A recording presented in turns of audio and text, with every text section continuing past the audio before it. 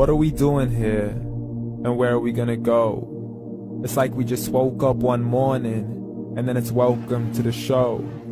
Don't ask any questions, just go with the flow. Make as much money as you can, and try your best not to get broke.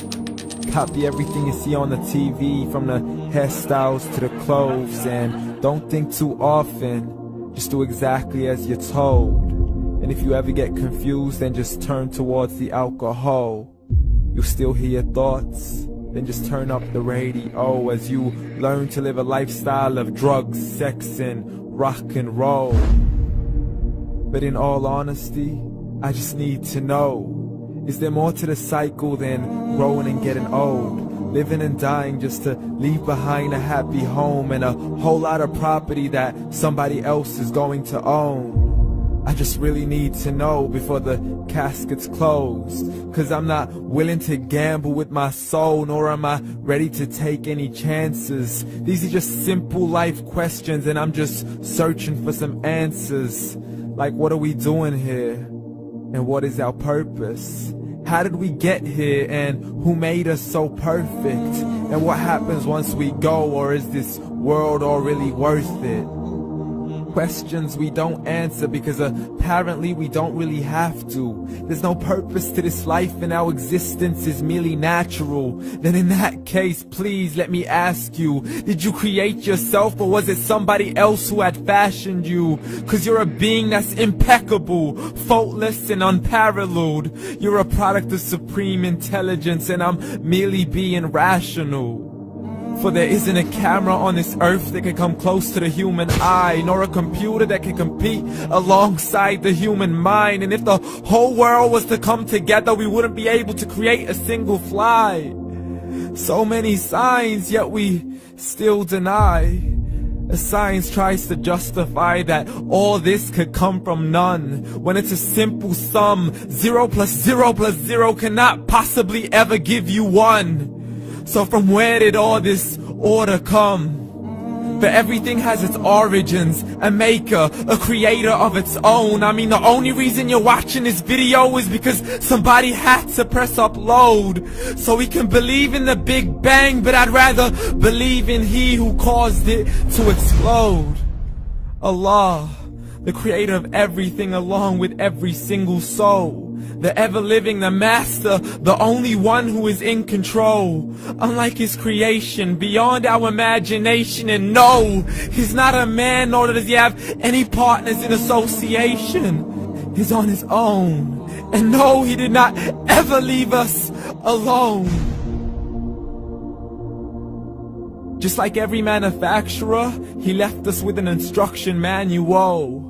The Quran and Islam, and I'm sorry to jump to conclusions, but it's the only one possible. The only definition of God is the one and only supreme being. It's logical, a book with 0 contradictions, with miracles that are both scientific and historical, all revealed over 1400 years ago. Like the detailed description of the human embryo. The descriptions of the human embryo in the Quran cannot be based on scientific knowledge in the 7th century. To the mountains as pegs holding firm the earth below, and the 2 seas that don't mix in a complete separate flow. To the planets in orbit, alternating night and day as they stay in flow. The expansion of the universe and the creation of everything from H2O. To the stories of the past and the preservation of Pharaoh. To identifying the lowest point in the land where Persia defeated Rome.